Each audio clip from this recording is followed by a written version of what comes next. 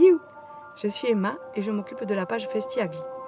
Les pompiers m'ont dit qu'il y avait moins d'eau dans le Fenouillède et ça m'inquiète. Du coup, je vais poser des questions au directeur du SMBVA, le syndicat mixte du bassin versant de la vallée de la Glie, et pour voir ce qu'il en est. Voilà. Interview, François Toulet-Blanquet.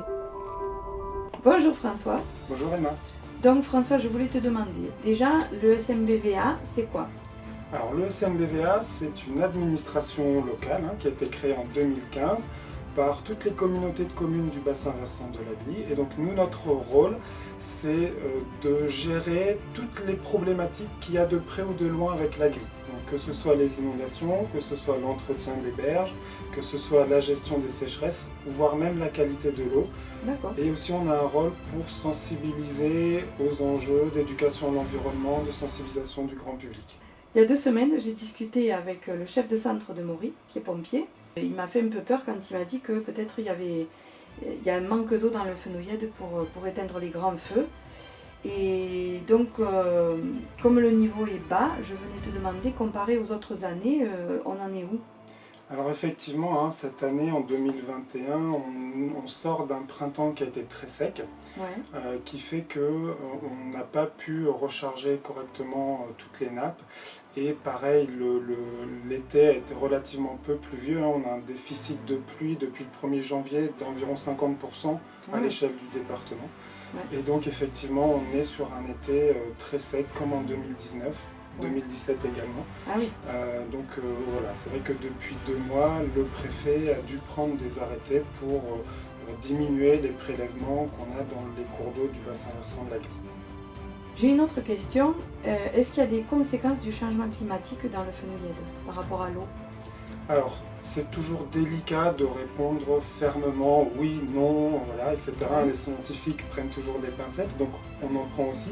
Ouais. Mais oui, tous les modèles météo nous prédisent quand même qu'on va avoir des difficultés à l'avenir. On s'oriente de plus en plus vers un système de tout ou rien, avec des débits qui seront de plus en plus faibles en moyenne, en particulier l'été. Et puis à contrario, des épisodes de pluie importantes, de plus en plus fréquents et de plus en plus puissants.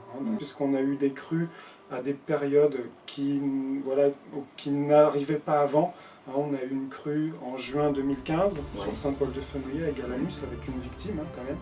Ouais. Et puis en janvier 2020, on a eu la tempête Gloria où là aussi, une crue en janvier, c'était presque du jamais vu. On va avoir des printemps qui vont globalement être de plus en plus secs. On a eu 2019 a été le printemps le plus sec jamais observé dans le Fenouillède depuis 1974, depuis le début des suivis, et 2021 de nouveau un printemps très sec. Ça change le climat, quoi. Voilà, on voit déjà le climat qui change et ses impacts, mais voilà, on sent qu'on va vers un climat de plus en plus violent, d'un côté comme de l'autre. Voilà. Dans les extrêmes. Dans les extrêmes, voilà, on va vers un climat d'extrême. Est-ce que tu aurais un message à faire passer aux habitants du Fenouillède concernant l'eau? L'eau, c'est pas que l'affaire des autres, c'est pas que aux agriculteurs de faire des efforts, c'est pas que aux collectivités de faire des efforts pour améliorer les rendements des réseaux d'eau potable, etc. Non, c'est l'affaire de tous. Il faut vraiment que chacun prenne conscience de ce qu'il peut faire, de sa part, prendre sa part, faire des essais, trouver ses solutions à lui pour essayer de réduire ses consommations en eau. Quand on trouve, ne pas hésiter à en faire parler, etc. Et du coup, ça me fait penser que le 18 septembre au matin, à Caudiès, on organise un événement à l'intention des jardiniers amateurs du Fenouillède en particulier, pour les pratiques économes en eau au jardin. Super. Voilà, donc si les gens sont intéressés, qu'ils n'hésitent pas, on te fera passer l'invitation pour que tu la relayes, etc. Également. Et donc voilà, de 10h à midi, on ira donc chez un jardinier de Caudiès de Fenouillède qui nous montrera ce que lui a mis en place pour essayer d'avoir le moins besoin possible d'eau. Ah ben c'est super, impeccable. Ben écoute, merci François. Je t'en prie Emma, merci d'être venue. Et à une prochaine fois pour une autre interview peut-être. Avec plaisir.